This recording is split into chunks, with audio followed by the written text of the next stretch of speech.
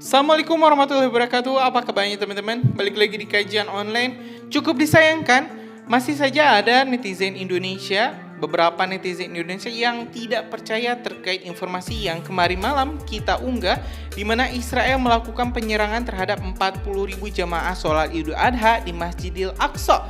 Ya teman-teman, hari ini untuk memperkuat argumen ini, untuk memperkuat informasi kita semalam, kita juga telah mendapatkan informasi dari website Antara di artikel yang berjudul MUI Serangan Israel saat sholat Idul Adha itu adalah bukti Islamofobia. Artikel ini dirilis pada tanggal 17 Juni 2024 pada pukul 16.24 waktu Indonesia Barat. Jadi teman-teman, informasi terkait penyerangan pengepungan jamaah sholat Idul Adha di Masjidil Aqsa itu benar adanya. Kendati pun memang footage atau rekaman penyerangan tersebut kita belum bisa unggah ke YouTube dikarenakan aturan yang sangat ketat dari YouTube, sehingga kita memang dilarang teman-teman untuk mengupload video-video terkait kekerasan yang dilakukan oleh Israel ke warga Palestina. Tapi teman-teman, di sini kita telah dapat salah satu press release yang mengatakan Indonesia mengecam, Indonesia mengutuk serangan brutal yang dilakukan para tentara Israel saat warga Palestina melaksanakan sholat Idul Adha. Informasi ini teman-teman kita rilis dari Antara di artikel yang berjudul Serangan Israel saat sholat Idul Adha Bukti Islamofobia, menyebutkan bahwa Ketua Majelis Ulama Indonesia Bidang Hubungan Luar Negeri dan Kerjasama Internasional Profesor Sudarnoto Abdul Hakim mengatakan serangan Israel kepada umat Islam yang melakukan sholat ibadah di Masjidil Aqsa mengandung motif kebencian terhadap Islam, yaitu Islamofobia. Memperhatikan pola serangan Israel yang diarahkan kepada umat Islam yang akan dan sedang melaksanakan ibadah di Masjidil Aqsa, maka tidak berlebihan untuk mengatakan bahwa serangan Israel itu juga mengandung motif kebencian terhadap Islam dan umat Islam, yaitu Islamofobia, ujar Profesor Sudarnoto Abdul Hakim dalam keterangannya di Jakarta pada hari Senin. Ia mengatakan ada kombinasi sistematik Zionisme, rasisme, Islamofobia, dan imperialisme yang didukung oleh Amerikanisme imperialistik di balik serangan Israel tersebut. Ini sungguh membahayakan bagi siapapun di belahan dunia ini, karena itu ini adalah musuh kita bersama, musuh kemanusiaan, kata Profesor Sudarnoto. Sudarnoto mengatakan terorisme rezim Zionis Israel memang sudah sangat keterlaluan dan semakin nyata tidak akan pernah mendengar dan mengikuti hukum internasional, serta catatan-catatan penting ICC, Mahkamah Internasional, langkah ICC, Mahkamah Pidana Internasional, dan juga kesepakatan dan resolusi PBB apapun, kata Sudarnoto, tidak berlaku bagi Israel. Ia mengatakan proposal terakhir untuk gencatan senjata permanen juga tidak didengar dan diindahkan oleh Israel, sehingga tidak ada jaminan sama sekali atas keselamatan warga Palestina baik di Gaza maupun di tepi barat. Gangguan serangan dan genosida terus dilakukan dengan jumlah korban yang terus bertambah, ujar Profesor Sudarnoto.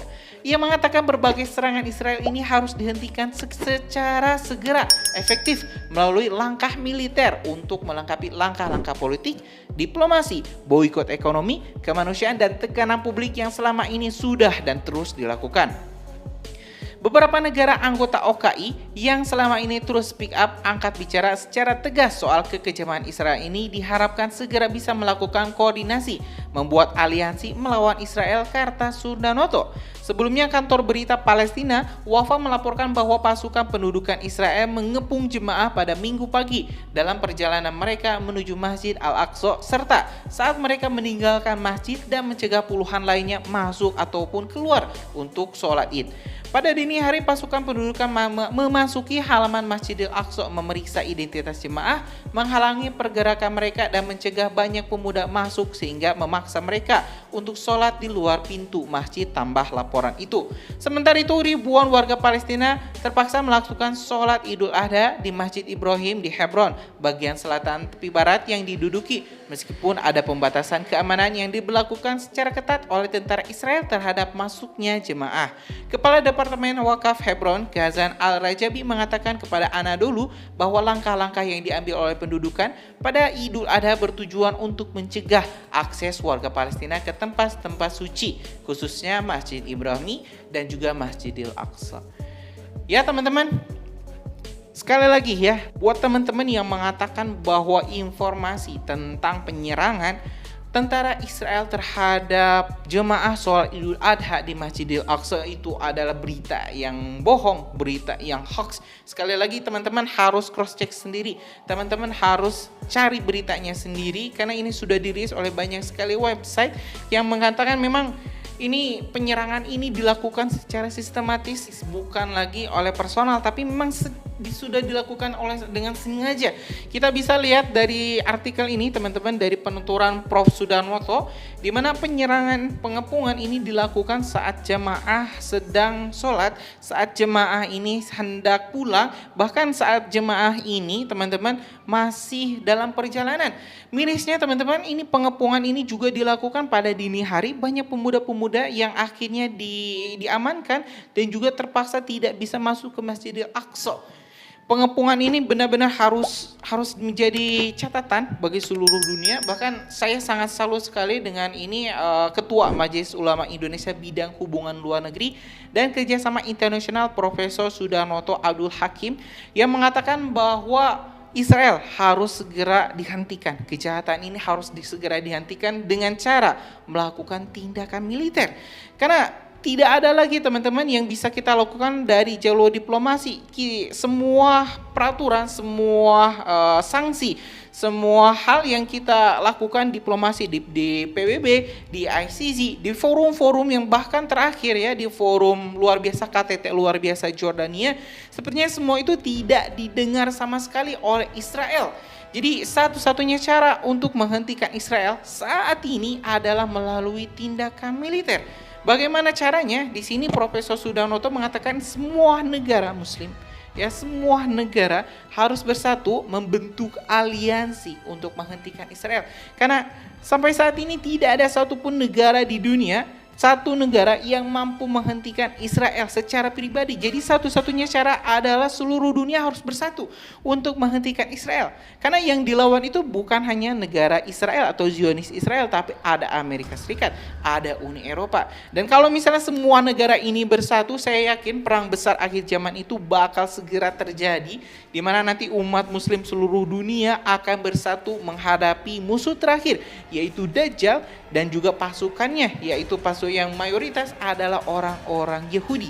Percaya atau tidak teman-teman, bagi teman-teman yang beragama muslim ini wajib dipercaya. Nanti di akhir zaman kita akan ada perang besar akhir zaman. Jadi tentukan teman-teman mau ada di sisi mana? Di sisi pasukan muslim atau di sisi pasukan Yahudi atau pasukan Dajjal? Pilih teman-teman. Mau nggak ada lagi nanti abu-abu, nggak ada lagi netral-netralan. Cuma ada dua pilihan. Mau pilihan yang A, pilihan yang B, itu terserah teman-teman. Yang pasti saat ini teman-teman kita harus bersatu. Kita harus menyuarakan sekecil apapun bantuan yang kita bisa lakukan untuk meringankan beban saudara-saudara kita di Gaza agar penderitaan rakyat Gaza ini bisa sedikit berkurang. Jadi apapun yang kita bisa, ayo kita bantu untuk teman-teman saudara-saudara kita di Palestina. Sekali lagi teman-teman, buat teman-teman yang nggak percaya tentang berita yang kita upload semalam terkait penyerangan ini, cross check dulu sebelum mengatakan informasi itu hoax. Cross check dulu saja teman-teman di berbagai website karena sudah banyak dirilis penyerangan pengepungan terkait jemaah sholat Idul Adha di Masjidil Aqsa. Mungkin itu teman-teman, terima kasih telah menyaksikan video informasi dari kajian online. Subscribe dan nyalakan lonceng notifikasinya. Assalamualaikum warahmatullahi wabarakatuh.